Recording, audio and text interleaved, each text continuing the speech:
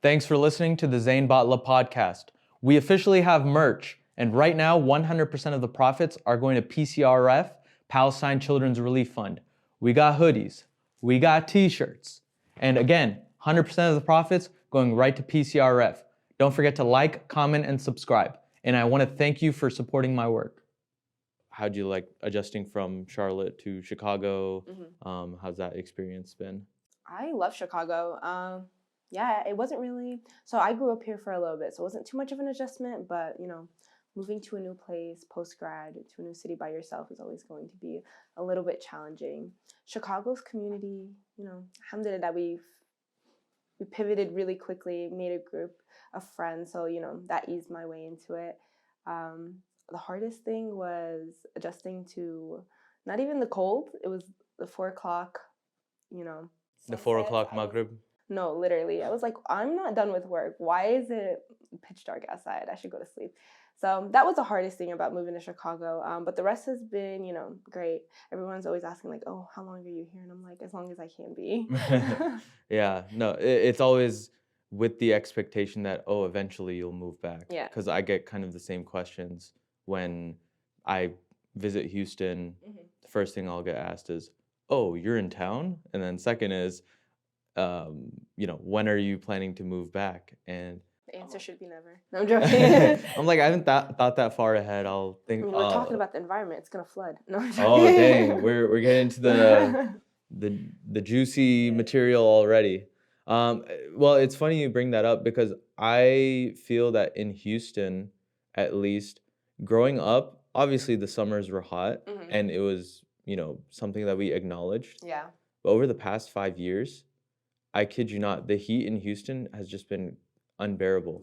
Yeah. I feel like I haven't experienced this kind of heat ever, and it's just gotten progressively worse. Crazy enough, I didn't know any Texans before moving to Chicago, and now I know too many. Yeah. So, no, I hear you guys hibernate in the summer. Like, that is y'all's winter. Yeah, no, outside. Legit. Like, over here, the pattern is hibernating in the winter, and then in Houston, it's hibernating in the summer. Yeah. And it's like whenever you need to get to your car, obviously in the winter you're running to the car because it's cold, but you still got some layers on. You can layer on as much as you can, and at some point, okay, if it's 30 degrees and I got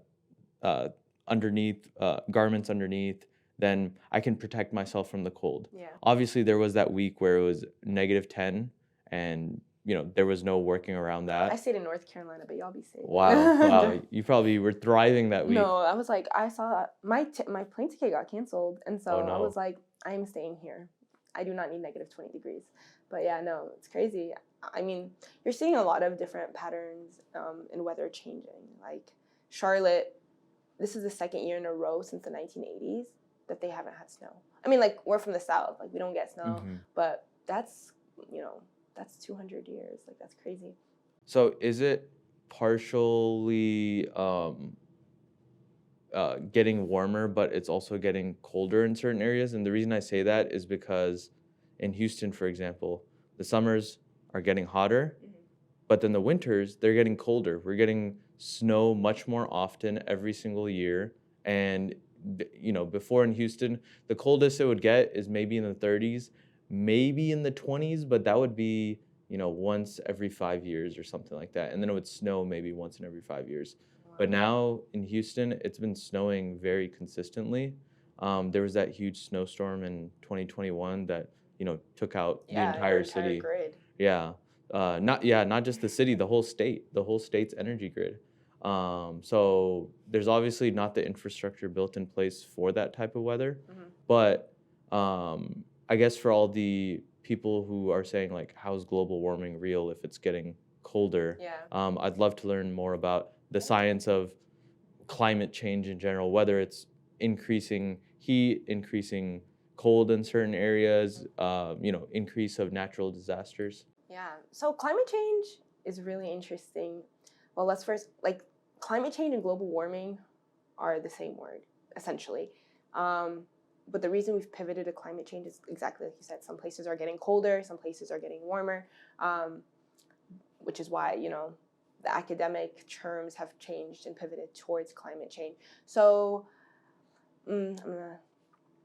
I use a lot of like academic jargon when I speak about climate change, so I'm gonna try to like keep it pretty, mundane for It's that. okay. If I feel like there's something No, that, you'll understand. yeah, Don't okay. worry. So the reason we have climate change is because CO2 in the environment, right? So when it gets captured, it makes the Earth as a whole warmer, but we're seeing it's unpredictable. So we're seeing that climate change really, yes, it's getting like the entire Earth is getting warmer, but it's also altering like 1,000-year storms. Like we're seeing more hurricanes, more earthquakes, more extreme everything. So whether that be more extreme blizzards or the earthquakes that we're seeing, in Afghanistan, in Syria, in Turkey, being higher up on the Richter scale, that's what climate change is. It's not just about, oh, the summers are getting hotter and the winters are getting colder. And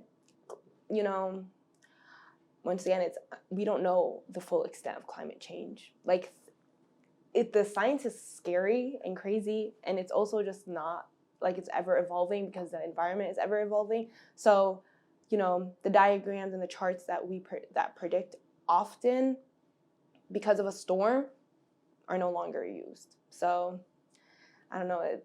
It's one of those fields that is always going to be ever emerging, and we're making strides, but there's obviously more R&D can be put towards it. Yeah, and it seems like the R&D is not being put there because oil and gas is still thriving here. They're continuing to frack. They're continuing to not move towards clean energy. And then even environmentally sustainable brands or companies, they, the regulations that they claim are there by the EPA, they have their finesses and ways to, maybe upfront we're obeying the environmental regulations, but just by doing a little digging, you might find something in the fine print that, they're clearly not an environmentally friendly brand because maybe they're saving the environment this way, but in this other way, they're creating more damage. Yeah. So, you see a lot of companies greenwashing, which is portraying themselves as more environmentally conscious than they really are. Brands that come to mind are like H&M and like their Conscious collection. And then you see like pictures of, the deserts in Chile and other countries, which are just like, pits of, unused clothing. So I think the environmental movement is an interesting one because it's kind of been co-opted by like the white elite. And I don't know, the way that I came into sustainability is very different than other people came into sustainability. How'd you come into sustainability? Yeah. So, it always comes from an immigrant experience, right? Now, I think that there was a lot of things that brought me to the environmental sciences.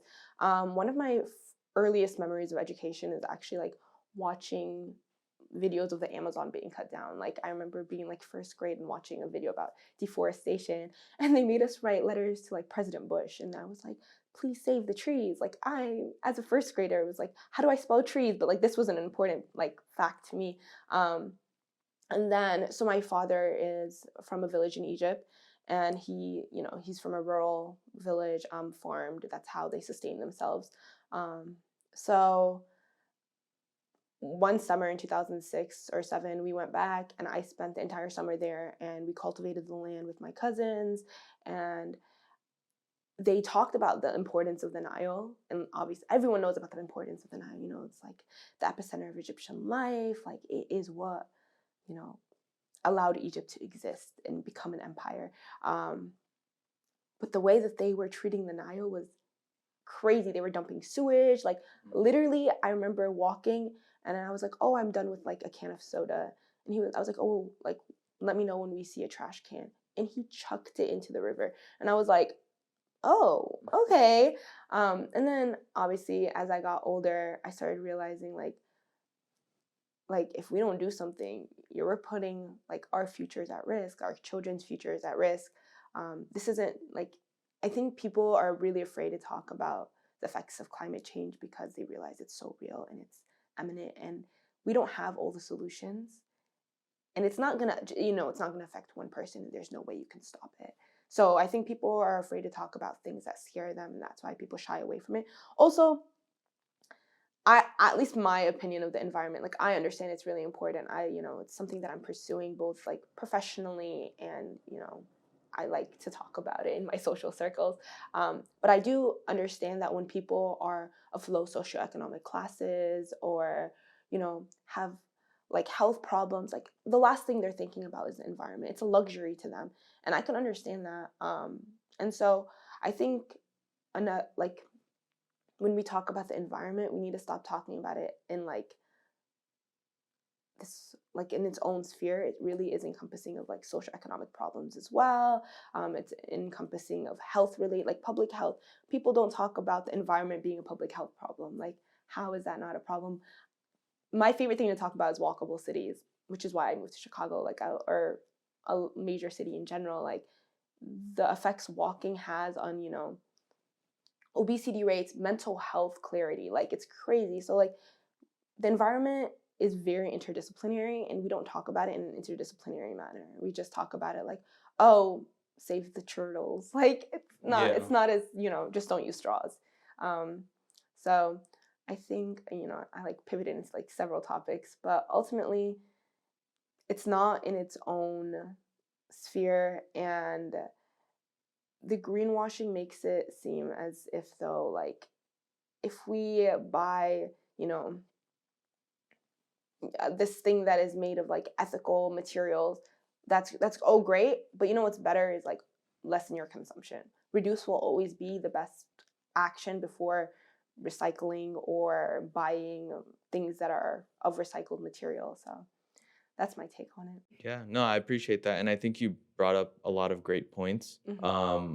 I can even start back from the story of, was it your cousin that threw the can in the Nile? Yeah. Yeah. So in Pakistan, for example, right?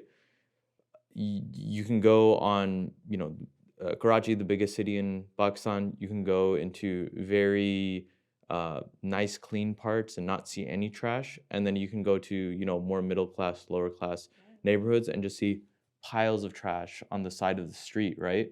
And growing up, I was just like, oh, Pakistan is dirty. They don't know what they're doing. And that was me being ignorant because obviously in the US, we have this system of, oh, we put our trash in the trash can and then it magically disappears. Like, where does it go, right? Yeah.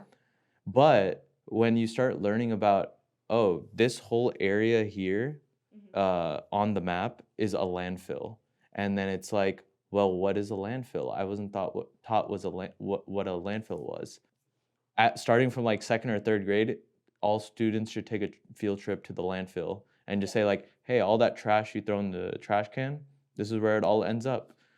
Because it doesn't just magically disappear. It goes somewhere, and some items, they'll be, in the landfill for, decades, just rotting and burning. And sometimes it doesn't even disappear because there's some materials that don't decompose, exactly. So that's kind of what was going through my head when you were drawing that analogy. Like, if it's not going in the river, it's going in the landfill. Yeah. And then even with your connection to elitism or just corporatization of it, it goes back to consumption.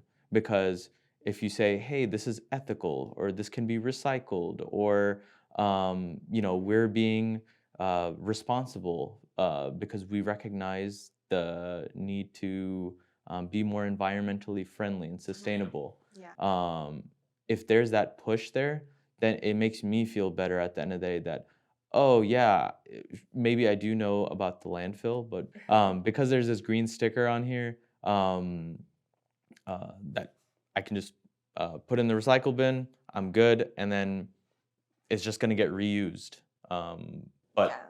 it's most of the time isn't, was what I hear. Yeah, no one knows where their trash goes. I mean, like, third grade is great. I didn't go to a landfill. I mean, have I been to a landfill? Yes, I've been to a landfill. But I wasn't until college, like when I was studying the environment, that they're like, oh, let's go see where our trash goes.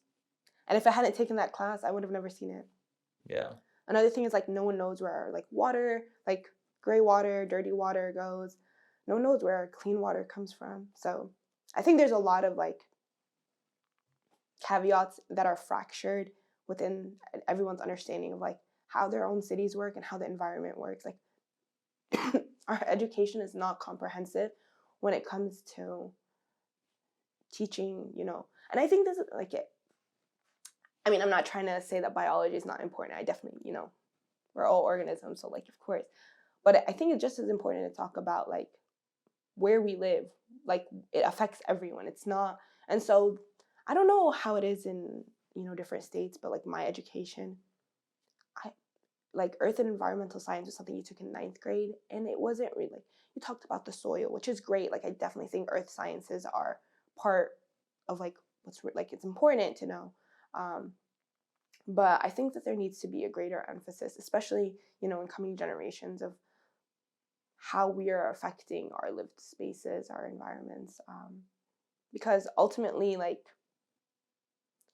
climate change is not happening because of anyone besides humans. And I think like we are because we are the ones that have created this problem, we are responsible for fixing it. Because once again, it's not like we're not the only ones that inhabit the earth. So yeah, our responsibility. Is there strong enough evidence to suggest that humans are the cause? Yeah. So like 70% of emissions or climate change and CO2 emissions can be traced to 100 companies over the last like 200 years. Like the evidence is there. Like, and we live in the second largest polluter, and probably the largest if you look at it from like not just this century, but like since the Industrial Revolution. China right now is beating us out, but also everything is manufactured in China. And they have like triple, quadruple the amount of people too. Yeah, and even more than that, like you mentioned, they're more densely populated, and when you look at like a person by person, Americans are the most, they release the most CO2 emissions per person. That doesn't surprise me though, because over here, as we going back to the narrative of this country, it's all about consumption, consume. As soon as you get your money, buy what you can. Don't think about what we're buying. And even if you are thinking what you're buying, the justification of, oh, I'm buying this because it's environmentally friendly, or because it's still consuming something. And it's like we as a society just need to learn how to cut back. Yeah. But it's really hard when, especially in this day and age, when you have social media and big tech heavily involved in this space too, that, oh, we're essentially trying to reprogram and influence people to buy things. No, overconsumption is a problem, but I think the root of it is individualism. Like I think every time, I see a problem faced by like the American society, I'm like, oh, what is the root of this? Oh, let's take out overconsumption for America. Like we've had to overconsume because we fractured our communities. We've gone into the suburbs. People have lived in their own home. Like you have your own cars. Like these things take money and other things to maintain. Like, so let's draw a parallel. Like in Pakistan, you live with your extended family, and so the workload is shared. Whereas our mothers, when they moved to this country, moved to the suburbs, and in order to complete the same things that their mothers were doing, they needed to get like a KitchenAid, a microwave, like a washing machine. Like we're not, like, no one in this country hang dries their clothes for a number of reasons, but some of them are just like, why hang dry it? You could just put it in the dryer, and it's not more efficient, but like it's quicker. Like you don't have to wait all day. And so I think the root of overconsumption in the United States is individualism. And, America really prides itself on individualism. It's the reason why they don't want to invest in public transportation, or why I think they don't believe it. I mean, not make any statements for the American government. But yeah, no, people really enjoyed driving by themselves or having a car. They don't want to wait on public transportation. And that's why, and that's one of the reasons why public transportation has not been funded in this country. people want larger homes because of overconsumption, because of individualism, you know, which is why we're more separated, which, you know, leads, once again, like suburbs lead to the public health crisis of obesity and like mental health, like because there's not third spaces and just once again, I think the root of America's problems when it comes to the environment and when it comes to other things is the fact that we put so much emphasis on like us as a person and not the community. And I think if the American public shifted to a community lens versus an individualism lens, you would see problems tackled from a more interdisciplinary angle, and they would potentially become solved quicker and in a more efficient fashion. But yeah. I really like that distinction that you made to the root of the environmental problem is from overconsumption. You can draw a direct connection to individualism, and you can look at it overall. I mean, most of the world's perception of America right now is very negative, and it's because we just take care of our own interests, not just from a individual perspective, but the country as a whole, our government, the people that are in power, they're looking out for themselves. Who are my donors? Who's giving me money? And a lot of these donors are fossil fuel companies that still want to, be a functioning business. And maybe they recognize that, if we do net emissions zero by 2050, whatever the hell that means, then we're good. We get a golden sticker that we did a good job. Yeah. And we're creating jobs. But what's the point of creating jobs if there won't be a sustainable planet to live in?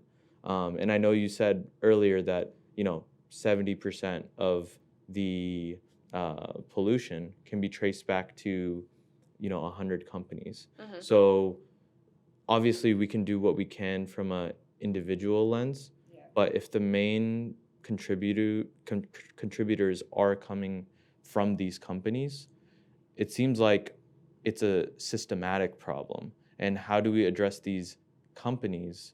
What's the best way? Is there a way?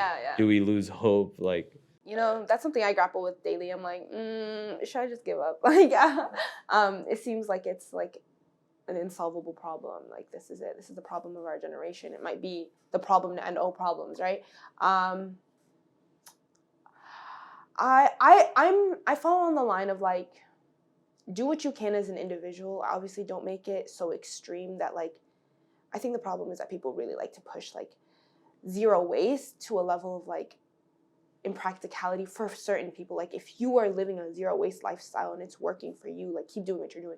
But for others, like zero waste for you could be just carrying your like emotional support water bottle. Like if that's what you're doing, great. Because once again, like you said, we are not the ones that are, yes, we all have an environmental footprint and like an ecological footprint, but like we're not 70% of the emissions are coming from these, large fossil fuel companies. But we also have to understand that we are the consumers and we are the ones buying their products. Like, okay, I'm not telling Exxon to like, produce all of these CO2 emissions, but they are the ones that are like, I'm deciding to drive my car from point A to point B this many times. Like I'm deciding like, I don't want to carpool, or I don't want to take public transportation, or I don't want to walk if that's even an option.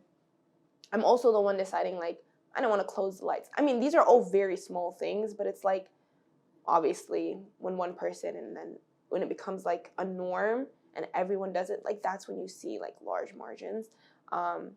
So like, I do think that we do have some responsibility as consumers. I'm not putting, I'm still putting most of the pressure and the responsibility on these companies, and obviously governmental regulations that need to be changed. Like these lobbyists, I don't care how much money they're putting towards, paying these people, but at the end of the day, like there needs to be some kind of restriction and some kind of accountability, because, there needs to be, or else we're not going to be here. But I do think that as a consumer, you can make smarter choices. I'm not saying become zero waste. I'm just saying if you can find ways that are not going to hinder your life, or even if they like inconvenience you slightly, take them. Like, at least it makes you feel better. Like, you know what I'm saying? Like, I understand that I'm not going to be the person that solves this climate crisis, but I do understand that, like, if I speak about the environment, like I'm speaking with you today, like, you become a little bit more knowledgeable. You think about it the next time you, like, I don't know, go for a joyride. Like, I don't know, but something like that. Like, the next time you pick up a non-reusable water bottle, you're like, oh, okay, I have a water bottle at home. Let me go fill it up with water. And I understand that that's like a very small thing, and it's not going to put a dent. But I do think we have some sort of responsibility, like maybe thrift instead of, you know, buying a new outfit for whatever event you're coming towards, or I don't know. There's like a number of things, like small things, and honestly, like, I think everyone has to determine what level of sustainability they want to implement in their life. But I think some sort of it, and just consistency is the main thing. Like, pick something, stay consistent with it. And also education is a really good thing. Like, even if you're not doing everything, letting people know, because some people just don't know. Like, and giving them that option to choose for themselves. Like, oh, I didn't know that using my car is emitting this much, or, you know, I didn't know that there was this route on public transportation that I could take that, you know, is just as effective as driving. So I think, yeah, knowledge is power. Yeah, education in every avenue, whether it's the environment, whether it's learning about corruption in government, whether it's learning about what's happening overseas. Yeah. Education is so huge, and if the elite continues to put barriers in place from you getting educated on what's actually going on, Yeah. it's almost all part of their plan that they want a less educated society, because with less educated society we can control them. And then there's also that narrative that, oh, we want a more educated society, but educate them on only certain topics or certain things, or shape them in a way where they won't challenge authority. Yeah. So those underlying themes of education, I think, are very important. I think one thing that I would love to be educated on is, I know that you got your degree at UNC, and you had a concentration in smart cities. Yeah. So can you tell me about what a smart city is? It's really the connection between data, technology, and people. So it's a city that works for you and the environment. So ultimately, it's like we collect this data of, like, oh, when do people use their water? When are people, you know, using the most electricity? And we make it efficient, and we build systems through technology that work for their people. So public transportation is a big part of smart cities. Smart homes falls into that, but even like community spaces falls into it. Like, green spaces is a huge, like, whether it be like for mental health, like, people seeing greenery improves their mood, improves their mental clarity. So, you know, that's like mental health and public health are a big part of, you know, when we talk about the environment. I don't think many people understand that. Walkability is definitely something. Bicycle lanes falls into the realm of smart cities. You know, other things that people don't really, when they hear the word smart cities, they think about like flying cars, and like that's part of it. Like, if that's what the future holds, that's great. But it's really, how do we merge data, technology, and people's day-to-day lives and make it the most efficient that we can and best for the environment. So yeah, that's what my studies evolved, and most of it was like city planning, governmental regulations. So that was what we studied. Is Do we have any smart cities in the U.S.? I think, I mean, you could say Chicago's a smart city. Like, why not? You know, one of the coolest things about Chicago is that they had a smog problem, and the way that they tackled that in the 2000s was they built rooftop gardens. Like, and by doing that, they got rid of the smog problem in Chicago. And with the rooftop garden, they started planting, not just, pretty flowers and things that absorbed CO2, but they started planting food like tomatoes and things that people could use. And now most major skyscrapers in Chicago have rooftop gardens that are pretty, that are used by, employees or the people that live in these residential buildings. But they also have like, they're effective in more than one way. And so that could be something. I mean, a smart city, Chicago has a pretty good, like for the United States, pretty good public transportation system. Obviously, we're nowhere near, Tokyo's, or even like, I'll take London's. Like, I went to London last summer and it was like, I couldn't stop talking about the tube. I was like, do you guys know that like it's more effective to take the tube than it is to drive? And they're like, Marium, stop talking. Like, we don't care. But yeah, so just like building society, like communities that serve the people that live within it by implementing technology, and the technology is derived from the data. So I think that there are aspects of smart cities everywhere. I think the smartest city, in my opinion, is like Singapore. Singapore would be a really good example of what a smart city, in my understanding and my perception of what I wish, more cities looked like.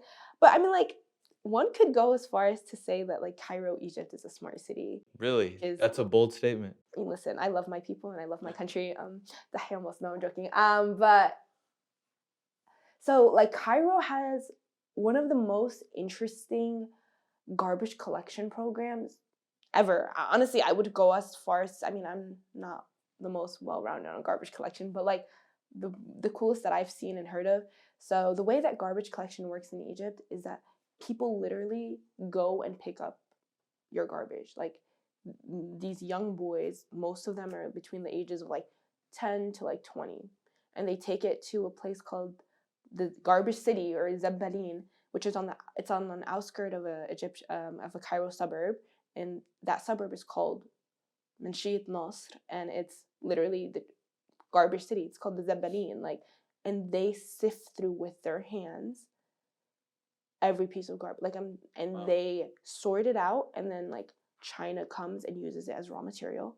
And these, what's crazy is that people think these people are so poor because they're some of the richest people in Egypt. Really? Okay.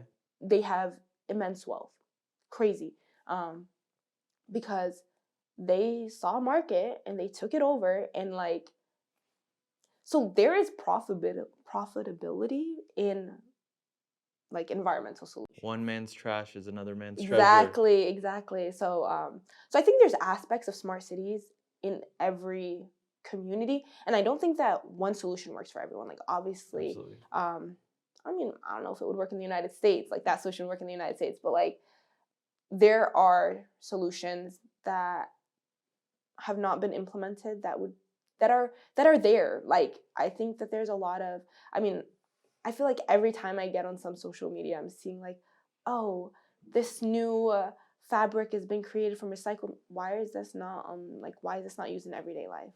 So I think that there's a lot of profitability to be had in the sustainability market. We're talking about circular economy, like that's become a really like not triggering, but like a very hot word recently. And I think that that is our future. How do we take, like you said, waste and make it raw material and make it profitable? And I think that's something that smart cities tackles, whether it be, we're seeing, I don't know, like homes now built out of what was considered waste. Or,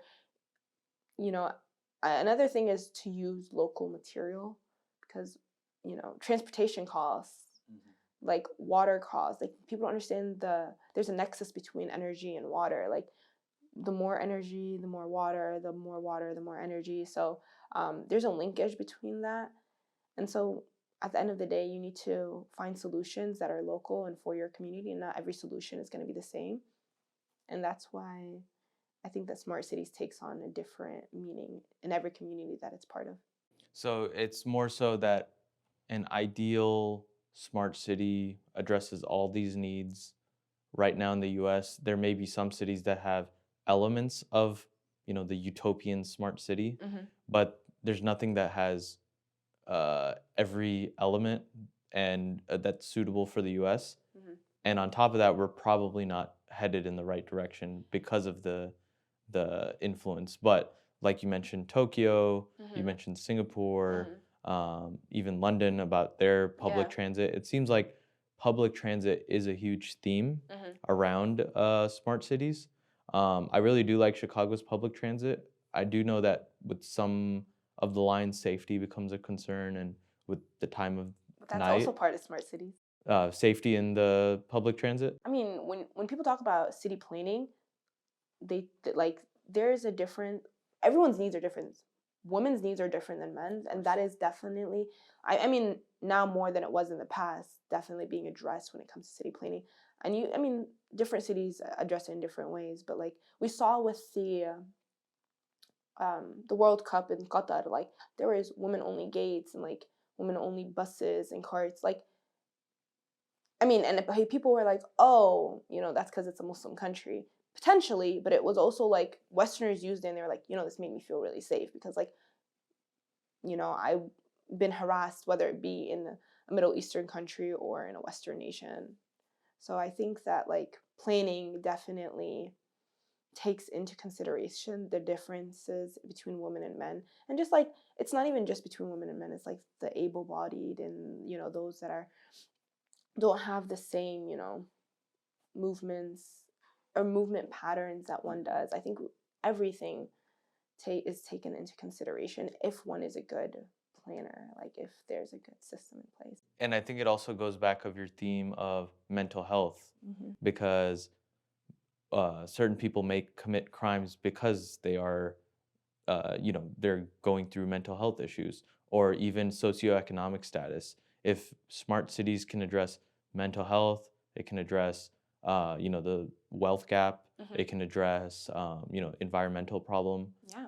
then, why does it not make sense for this to be a push for all cities, in not just the U.S. but in the world. Yeah. And it goes back to consumption, individualism, Yeah. and corruption. So it's unfortunate that we have the tools, we have the people that can uh, push us towards that path, but the mindset isn't there, as well as the control of the people at the top. Yeah. So that combination is definitely not going to keep us sustainable in the long run. Yeah. It's definitely unfortunate, you said something and it made me think of, like, the Department of Defense has recognized that climate change is the number one security, like, threat against American security. Not terrorism, but climate change. And yet, like, Norfolk is drowning. They're pumping water outside of, like, where, the American military is headquartered. And yet, America is not putting money towards its infrastructure. The American Civil Corps of Engineers puts out, like, a report card every few years of, like, America's infrastructure. Where is it? I think we're always at, like, a C- or a D, like, consistently. Yeah, and I feel when it comes to infrastructure in general, Yeah. Americans may have this perception of, oh, we have the best infrastructure because we have roads and buildings and all this advanced technology, because they've never stepped outside of the US. But when you do step outside of the US, you're just like, whoa, this is a very advanced civilization. Or when I went to Tokyo for the first time, I was just blown away. I was like, this is New York in the year 2100, is how I describe it to other people. And New York is often depicted as the most advanced, the most, it's the financial hub of the world, and this is the most prominent society in not just the U.S., but some people perceive it as the most prominent in the world. Yeah, definitely has some cultural Yeah, significance. but just step outside, go to another country, explore. You'll figure out that, hey, you know what? All these socioeconomic issues in the U.S., all these environmental issues in the U.S., everything can just be addressed, and we can almost copy what other countries are doing. But it's policy choice at the end of the day, because it's almost about, we have this American pride that we got to do it the American way. And the American way is the best and the most superior because, red, white, and blue. My blood is red, white, and blue. It goes back to individualism at the end of the day, like we mentioned. Americans have this obsession, and it's so funny because you hear people talk about like European summer, like summer's coming up. Everyone loves to go to Europe because they're like, oh, I get to walk, I get to see nature. I'm just like, the United States could be like that if we put our money where our mouth is and like started investing in things that like we cared about. And Americans care about that, like they do. They just like sometimes you just got to spell it out for them.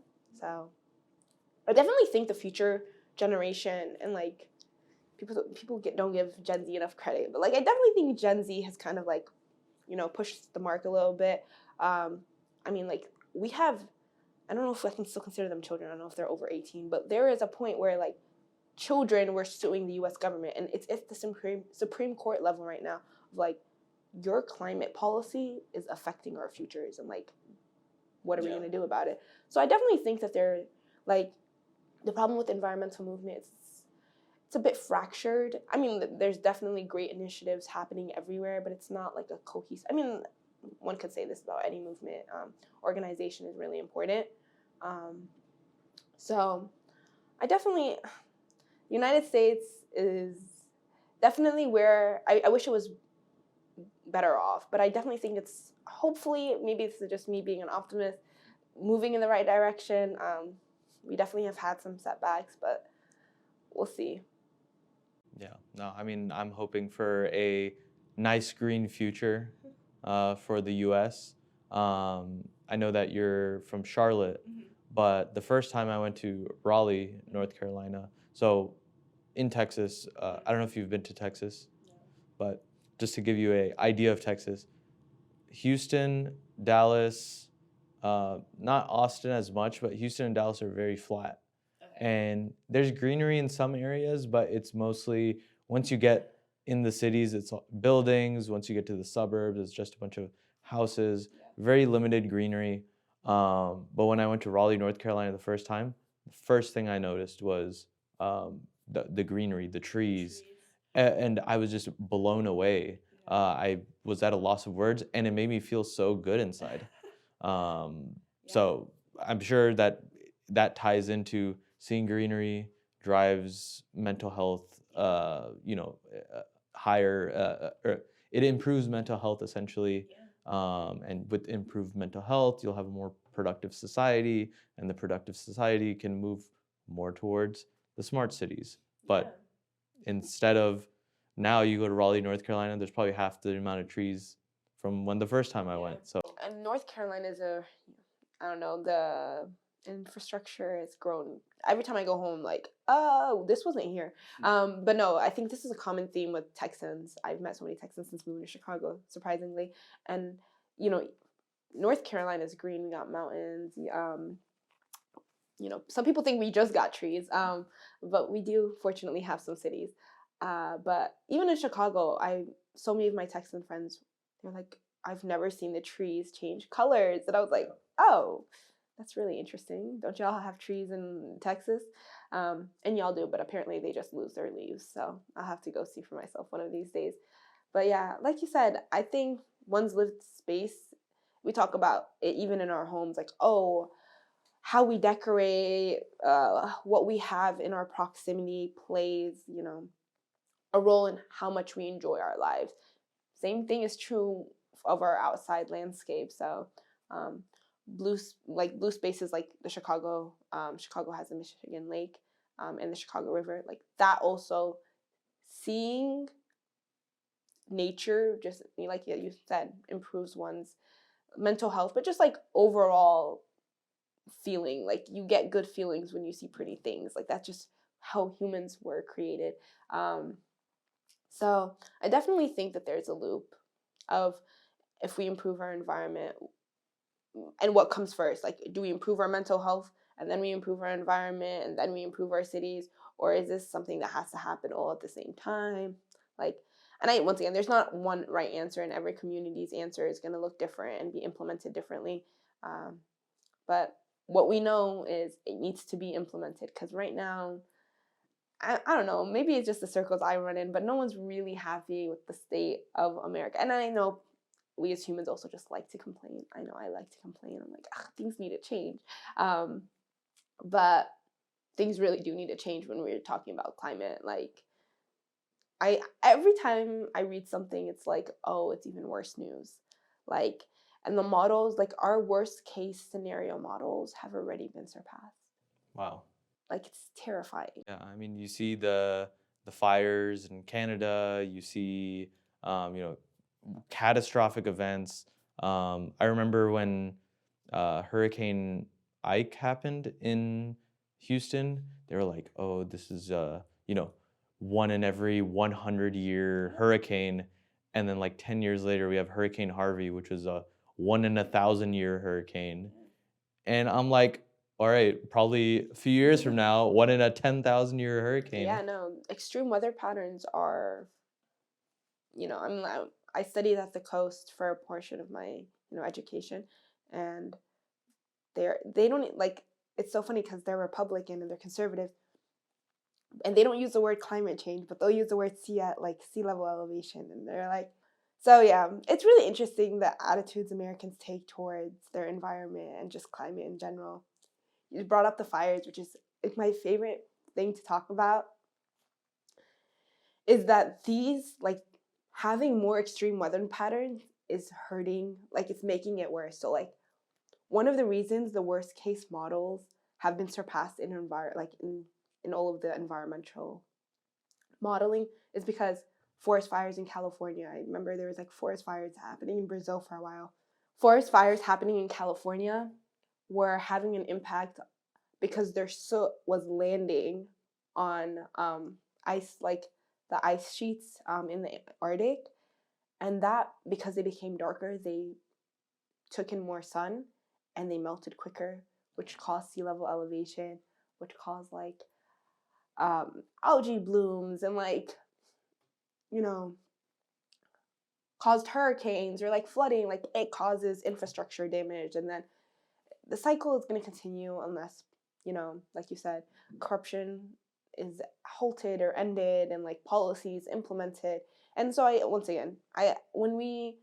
there's not one solution to climate change. Definitely policy is going to need to be implemented, and then there's going to need to be technology that is implemented, and then consumer behaviors have to change. And I think, people always are like, oh, can we turn back the clock? This is where my optimism ends, and I'm like, I don't know if we can turn back the clock, but we can definitely mitigate the worst effects. If we start yesterday, but, because we didn't start yesterday, let's start today. It's like, let's keep the status quo, Yeah, at least, yeah, and not make it more worse than it has to be. Like, you cannot bring back a city after it's drowned. And what people don't understand is that there are cities drowning. Like, right now, they're pumping water. Like I said, Norfolk, Miami, they're doing the same thing. They're building a wall in New York to keep water out. Like the coast is disappearing. I mean, like, we have countries that are going to be underwater, that have climate refugees now. I mean, Pakistan's floods a third of the country. Bangladesh is like, I have a friend whose family is literally seeking climate refugee status in America, because like, what other option? And what's really unfortunate is that you're seeing countries like Pakistan, Bangladesh, Alexandria, and Egypt. I told my cousins, I said, y'all need to leave. You need to figure it out. But these countries are predicted to be underwater. And these countries are also not the ones that contributed to climate change. Yeah. It's like, really unfortunate. They're facing the consequences of other countries' actions. Yeah. And it sounds like, even though there is a need to build better infrastructure, there's a lot of preventative measures that some cities and countries have recognized, and they're putting them in place, but it's still not going to solve the problem. It's like putting a Band-Aid on a stab wound, that, hey, let's try to mask this and fix this, but the stab wound is still there, and it's only going to get worse if it's not treated properly. And even if you don't think about it from a environmental standpoint, if you think about it from a fiscal standpoint, which, the Republicans and corporate Democrats love talking about, oh, fiscal responsibility. We have to um, end up paying more money probably in the long run. Yeah, no, 100%. Like, our aging infrastructure, that's what they're doing now. They're putting a Band-Aid whenever there's a hole in a pipe. They're fixing the pipe because it costs way too much. And they're fixing that part of the pipe because it takes too much money to, put in a new pipe. But in the end, the whole thing it's going to collapse. It's not going to be one pipe that you have to fix. It's going to be the whole system. And America had like our dams, crazy. Like most of the American dams were put in 50 to 70 years ago, and their lifespan was 50 to 70 years. And so we're literally just waiting for a catastrophe. And a lot of the reason we're not seeing policy change, unfortunately, is because the communities that are going to be affected and hit the hardest are, minority, indigenous, low income. And it's just really unfortunate to see that, like, where they're choosing to put their money is not within the communities that helped, put them in power. Yeah, it's very unfortunate, but you are an optimist. So what can people, what kind of final words would you say to people at home in regards to, hey, this is the kind of action that you need to take today to address the concerns? I think, like, if I was going to tell someone, of like, oh, I know, like, we're living in a dire situation, but here's what you can do. I think we've touched upon it a lot during this conversation of, like, reduce. Like, ultimately, that is the best thing that me and you can do. Reduce our consumption, reduce, our environmental footprint any way that we can do it that is not hindering or even if it is hindering our lifestyle, but is not, like, making it inefficient and effective. And another thing is, like, engage with your community members in dialogues that, take in the environment. Like, if there is a law that's being passed for fracking, maybe sign that petition that's going to stop it. Or if they're looking to put in, if you can put solar panels on make choices that are going to help, future generations, and also improve your lifestyle. Like, what people don't understand is that, like, there is money to be made in environment there for, for an entrepreneur, there's money to be made, but also there's, like, incentives to going green. Like, governments will pay you to drive a hybrid, or, like, you can get this tax cut. So once you arm yourself with the knowledge of what is out there and what your state or what your, like, the federal government is, putting forth, you have a better understanding and a more well-rounded approach of what is the best action that you as an individual can take. But make no mistake that there are choices that we make as an individual that hurt more than just us as an individual. Don't use that paper plate. Don't use that water bottle. Like, okay, maybe they were onto something. Don't use that straw too. Like, I don't know. But yeah, don't push yourself too hard, because ultimately, like, we do understand that it's not just on the consumer, but also on corporations. Not the paper straws, though. I'm not using paper straws. Okay, it's okay. God gave you lips. Like, I don't know. I don't do something. No, I mean, like, usually with a mug, I'll just chug drink it, yeah. straight up. But we talked about addressing overconsumption, addressing individualism, and then there's also the fact that just being more responsible. Yeah. When it comes to education, are there certain resources that you recommend that, hey, these are some good resources? I know you could just simply go on Google, but is there like a organization that, hey, if I want to get involved with this organization, this is a good organization to get involved with? Or if I want to read up a little bit about what's happening in either my city or my country, what would you say is maybe a good resource? Fortunately, nothing comes to mind when it comes to like organizations. It really just depends on your state and your city, but there's definitely opportunities to get involved, and I really urge people to do so. The last thing I would recommend for everybody to look at the American Civil Corps of Engineers report card for their state and their city.